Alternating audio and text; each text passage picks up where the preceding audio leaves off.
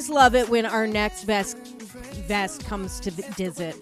Our next guest comes to visit because listen, if you have pain in your body, this is the woman that all the celebrities go to fix what is happening with them. She always gives us great advice, for anyone who sits a lot for work. Oh, what's that? Our trucker listeners? But this time we're talking a little bit more. I think we touched on this the last time she was here, but we're going to get into it a little bit more. And that's the fascia. And what is it? I know so many people are like, I don't know what that is. But also how it can hold emotional stress, trauma, and how you can let it go so your body is not carrying it in so tight. Please welcome back to the show, Dr. Liza. How are you? I'm good. Thanks for having me back. Well, I always love talking to you because I love stretching. I like it when my body feels good. And I've been doing, last time you were here, we were talking about, I'm a big clencher. And I will sometimes notice during the day, like my jaw and teeth are clenched so tight, and I don't even realize I'm doing it. And so I've been doing guys, I'm showing The her over Zoom. gargle, yes. Yeah. And so I often, like, if I'm doing one of the stretches or the breathing techniques or something that you've taught us, I'll often be like, Dr. Liza taught me Oh, that. So see, I love that. I yeah, love that. you pop in my head all the time. Tell us, though, I mean, I think this is so fascinating and so interesting. Tell us a little bit about, is it fascia? Yes, fascia. So when we talk about fascia, it's actually a connective tissue that we have throughout our entire body. And a lot of times when we talk about fascia, we talk about the support that it gives us, the structural, the shape, the way that it makes us look, the effect it has on our posture. Because if you were to remove all the bones from your body, you would actually still maintain the same shape of your body. And that would be because of the fascia. So Which that just is, shows you how integral and the network that the fascia has. So, like, your organs wouldn't be dropping, none of that would be dropping because it's the fascia that's holding all of that up. But the key thing is it's not just structural. So it innervates everything, it connects to everything, our organs, our muscles, our bones.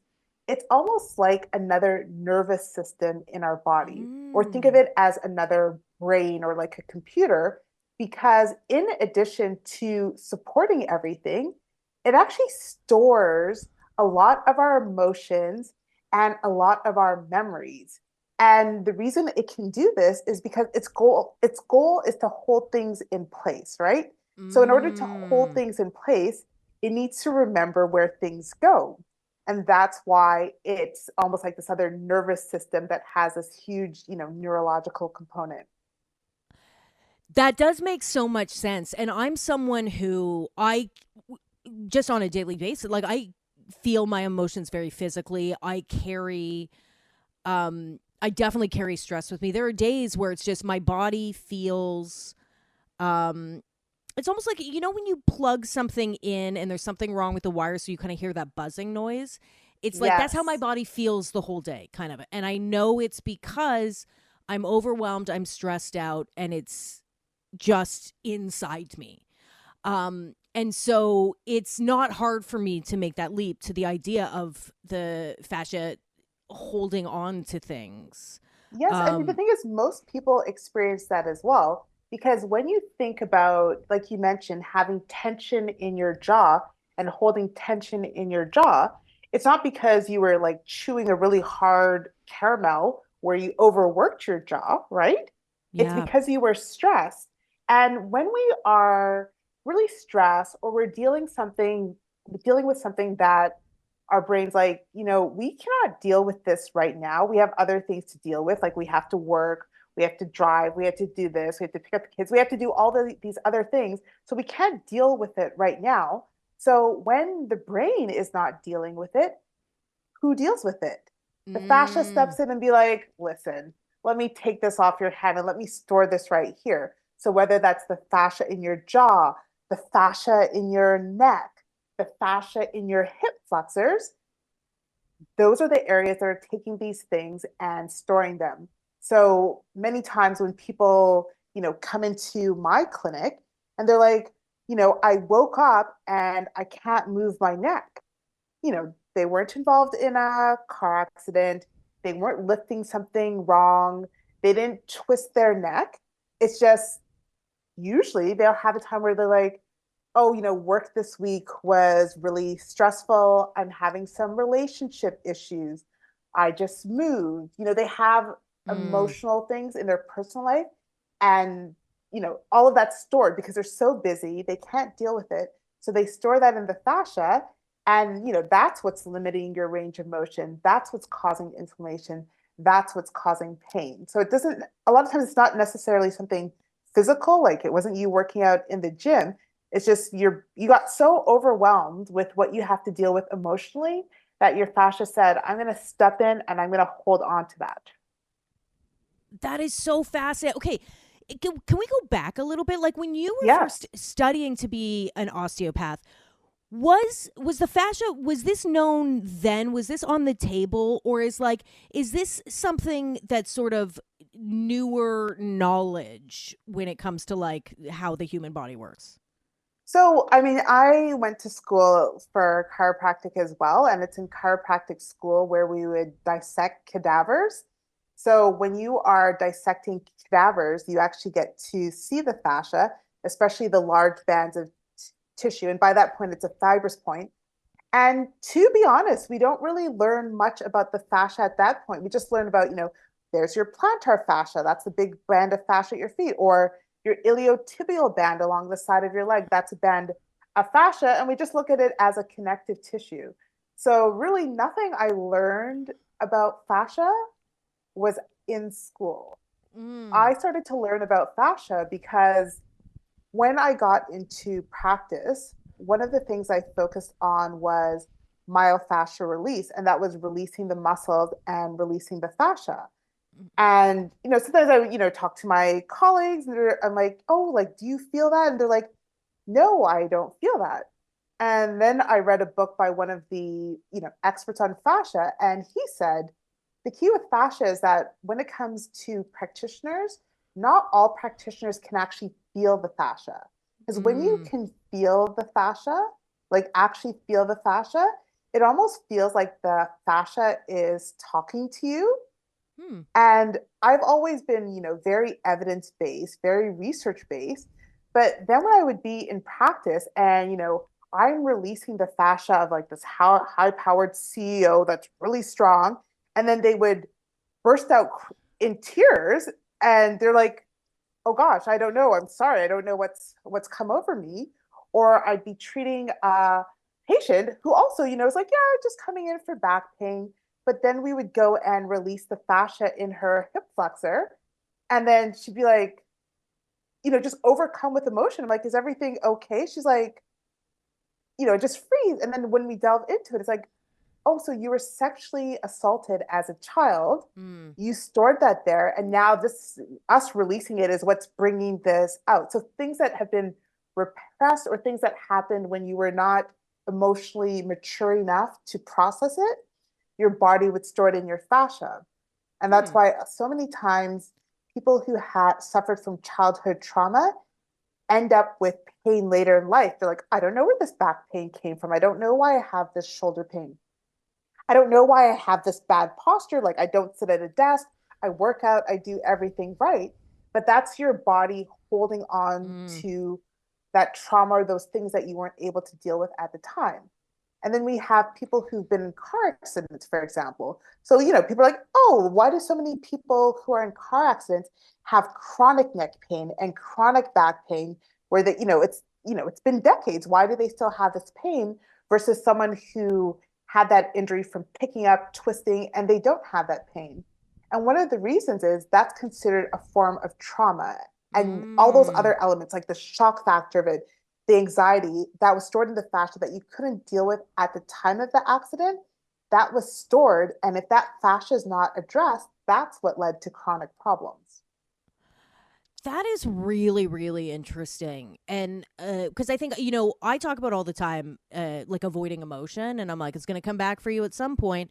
And so I think this is really interesting of like, because I think a lot of the times when we avoid things in our mind, sometimes, yeah, our body has to take over, right? Yes. And go, oh, I'm going to knock you down because you need to address this or take a break or whatever it is. And it's interesting to know like that there's actual like fiber in the body, or tissue, I mean. I forgot the word. That Connective tissue, that's right. yes, that That's is, holding on to it. yeah, I think that is really, really fascinating. And so how do people let that out? Like how, because obviously I think if they knew that's potentially the issue with chronic pain, uh, they would deal with it. But if someone doesn't realize, oh, this pain is because my fascia is holding on to things or whatever, or because I have that thing in my past, like how do you start working it out of your body? Because I'm assuming a lot of these people are doing stretches or doing or have seen somebody, and things aren't necessarily working. Yes, because the thing is, a lot of times the first step is actually figuring out the connection. So if you are someone who has four kids, you're in a bad marriage, you hate your job, you hate your manager, and then you're like, oh no, I don't think I'm stressed. I think I'm Mm, fine. Those are the ones who actually have the most stuff stored in their fascia because they don't accept it, they don't deal with it. So, a good sign is if your body feels like crap, and then you're like, oh, it couldn't be stress, it couldn't be emotions, you're storing it in your fascia. mm, And that's yeah. the key. And that's how you know that you're storing in your fascia. And once you make that realization, then you can take an active component because when we're releasing stuff from the fascia, it doesn't help if you're just like manually releasing it and stretching it out without acknowledging what you're releasing. So, what are Mm, you releasing? What is the stress that you're dealing with? So, say it's a relationship issue. You accept that you have this relationship issue. You think about, what can I do to change this for the better? And now where am I storing it? And, connected to it's like, okay, I get these headaches when I touch the base of my head at the top of my neck. It feels really tender and it feels really crunchy and it feels really mm, ropey. And then as I start releasing that and massaging it with my fingertips, I feel that releasing and I'm connecting the two. Or if I feel like, you know, my hips, and my lower back, they feel so stiff and tight.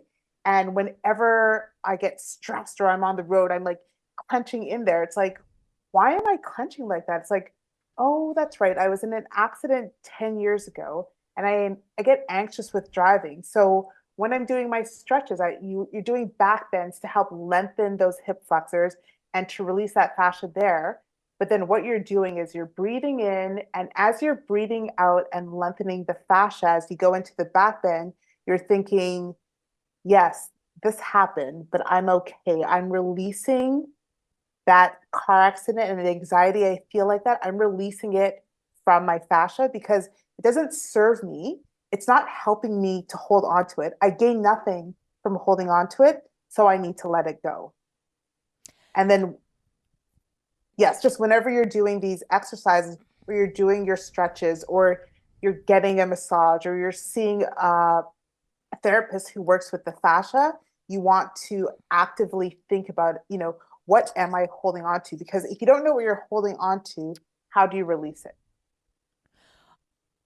that connection, um between the mind and the body, and sort of, yeah, thinking about what you're holding on to while you're doing the body work, I think is really, really fascinating, because it's something that, um I don't know why it is so hard for us as human beings to accept the mind body connection, but for some reason I think it's for so many people, it's because even I sometimes am shocked anew by the fact that they both go together so intertwined. But at the end of last year, I'm really into cold plunge. The science is questionable. I don't care. It makes me feel great. No, it works. But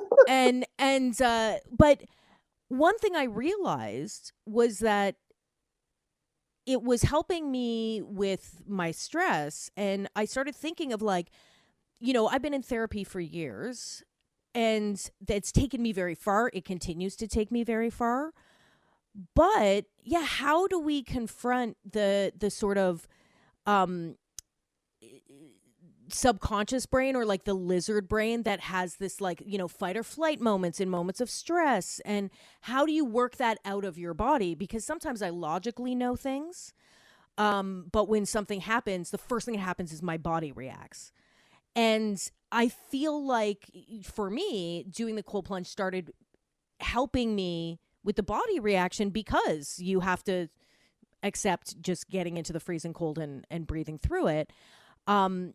And that was kind of mind blowing for me to realize that, like, yeah, of course therapy can take you very far, but when it comes to like really having it sink into your body, your um uh how come I can't remember words today? Like your reflexive reactions, um it's not necessarily, you can't really logic that out sometimes. And it kind of sounds like that's what you're saying as well, is like, it's, yeah, these things are stored in there, and so you've got to kind of attack it from both sides to really get it to release Exactly. and let that pain go. Yeah, and to release it. So that, I mean, there's so many ways to release fashion. You have to find out which one works best for you. So, I mean, stretching is always great because that physically releases the fascia as long as you're mindful with your breaths and you're releasing. But dancing is actually a really great one as well. And the reason why dancing is so helpful is because you're literally shaking when you're dancing, right? And Mm. shaking is a great way to release the fascia. But then often when you're dancing to music. So that connects so many systems, like it engages the brain, it engages the mind. So it's like we're occupied with the music.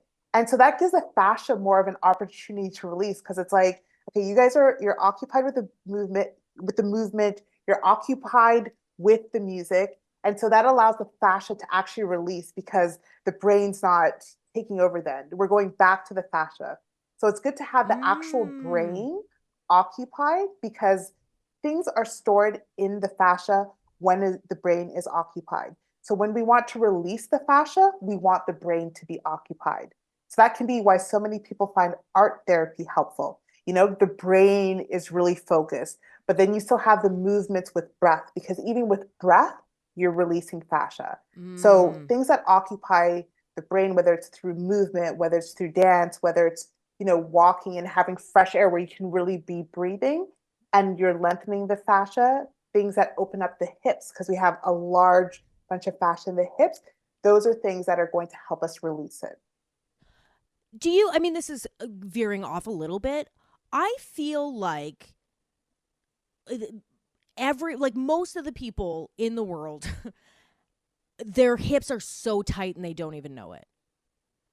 And that like stretching those hip flexors, and really, because so much of, we're sitting so much of the time, we're doing all these things, and once you start really stretching um your hips out and on a regular basis, I feel like it's a game changer for everything in your It body. it is a game changer. And that's why if you look at any culture worldwide, they all have a form of dance. And when we say culture, we're not talking about North America, but anywhere else in the world, they all have a form of dance that centers around hip mobility. So whether that's salsa or the large hip movements in African dance, or whether it's even just the movements in things like Tai Chi, every culture has Mm. something. And the reason is because it's almost essential for our bodies. Just like moving is eating, breathing, drinking water, these hip movements. And in North America, unfortunately, we spend so much time sitting, and opening up our hips is not just a regular part of our culture. So Mm-hmm. that's why so many people have this hip tension that we actually don't see in other countries so often. Oh, that's so. I didn't know it was mostly North American, but that totally makes sense. Yeah, And unfortunately, that's a North American problem because the thing is, you have tailors in India who sit all day long doing, stuff. But look at Indian dancing. Look at the hip movements. Those people don't yes. complain of tight hips. They don't have back pain, or they have Yeah. natural practices like yoga, which open up the hips. So we're doing all this stuff, but North America, we don't have like a form of release just built into our everyday. Okay. Well, I this is so fascinating, Dr. Liza, and I could talk to you forever, but you are busy and important, and so we have to let you go. But for everyone listen, first of all, guys, if you want to look good, but also have shoes that don't negatively affect your back and legs and your posture, why don't you just go to drlizashoes.com and look at her amazing shoes and bags, which are all designed to be good for your back. Um, And Dr. fascia Liza, friendly. see, and fascia Yeah. friendly. She's thinking about it all. Well, Dr. Liza, thank you so much for coming back on because I feel like every time we talk, I learn something new, and it's always fun. We all need to know more about our own bodies Yeah, because and I honestly, thought, this topic is so, so important. And by making that connection and people hearing that there's a connection, that can really be life changing. oh, 1,000%, and knowing that if you took your skeleton out, your body would still stay the same shape is Yes. terrifying and amazing. And we should know that. But yes, that your emotions and your trauma are stuck in there. Well, again, everybody, check out more from Dr. Liza. Learn more about your fashion. Think about what you're holding on to in your body. Dr. Liza, thank you so much for being here. Okay, thank you. See you soon or hear you You soon. you know it. We will be right back on the breakdown, channel 167, Canada Talks.